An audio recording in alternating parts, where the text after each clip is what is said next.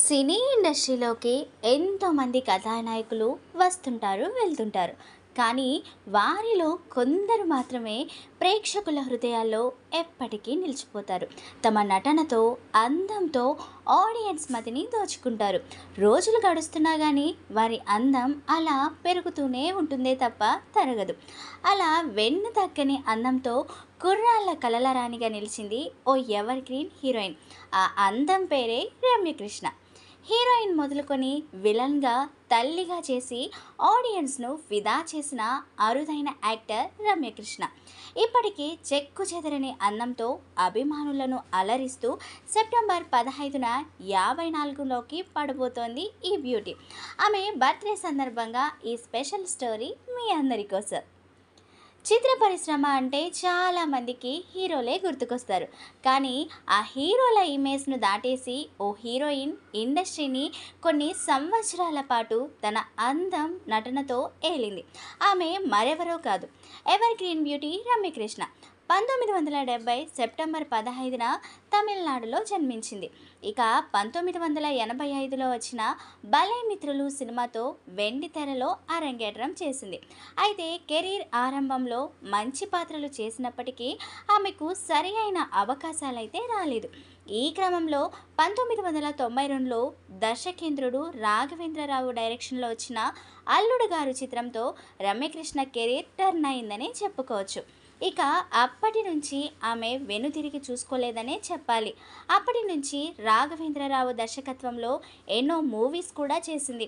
దాదాపు అవన్నీ సూపర్ హిట్లుగానే నిలిచాయి. దాంతో ఈ బ్యూటీ ఉంటే సినిమా హిట్ అన్న సెంటిమెంట్ మేకర్స్లో బాగా కలిగింది.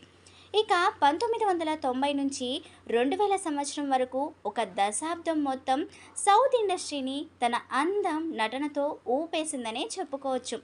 అందరి స్టార్ హీరోల సరసన యాక్ట్ చేసింది.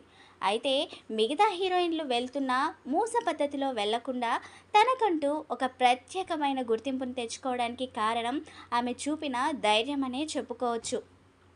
1995లో వచ్చిన అమ్మోరు సినిమాలో అమ్మోరుగా నటించి అందరికీ షాక్ ఇచ్చింది. ఇక వరుస హిట్ సినిమాలతో కెరీర్ దూసుకెళ్తున్న టైంలో ఇలాంటి పాత్ర ఎంచుకోవడం అంటే కెరీర్ని రిస్క్లో పెట్టడం లాంటిదే. ఇతర హీరోయిన్స్ చేయలేని ఈ రిస్క్ను చేసి తన ప్రత్యేకతను ఘనంగా చాటుకుంది.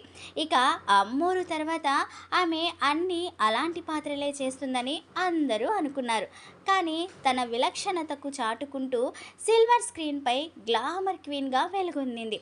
రమ్యకృష్ణ నుంచి ఈ మేకోవర్ ఎవరూ ఊహించలేదు. తమ గ్లామర్తో కుర్రాళ్ళ కలల రాణిగా వెండి తెరను ఓ ఊపు ఊపింది.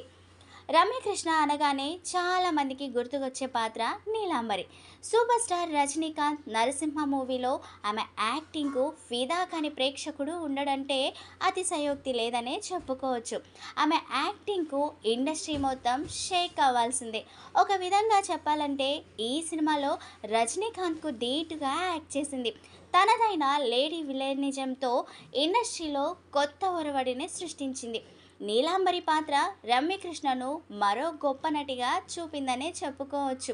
ఆమె కెరీర్లో నీలాంబరి రోల్ ఓ మైల్ స్టోన్గా నిలిచిపోయింది. నీలాంబరి పాత్ర తర్వాత ఆమెకు మళ్ళీ అంతటి పేరు తెచ్చిన పాత్ర ఏదైనా ఉంది అంటే అది శివగామి పాత్రనే చెప్పుకోవచ్చు.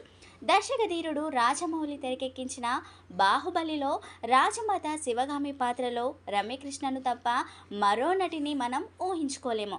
అంతలా ఆ పాత్రలోకి పరకాయ ప్రవేశం చేసి యాక్ట్ చేసింది. నా మాటే శాసనం అన్న డైలాగ్కు ఇండస్ట్రీ మొత్తం షేక్ అయ్యింది. ప్రస్తుతం తల్లి పాత్రలు చేస్తూ బిజీగా మారింది. హీరోల డామినేషన్ ఉన్న ఈ కాలంలో హీరోలనే డామినేట్ చేసిన హీరోయిన్గా శివగామి నిలిచింది. అమ్మోరు నుంచి శివగామిగా మధ్యలో గ్లామర్ క్వీన్గా రాణించింది.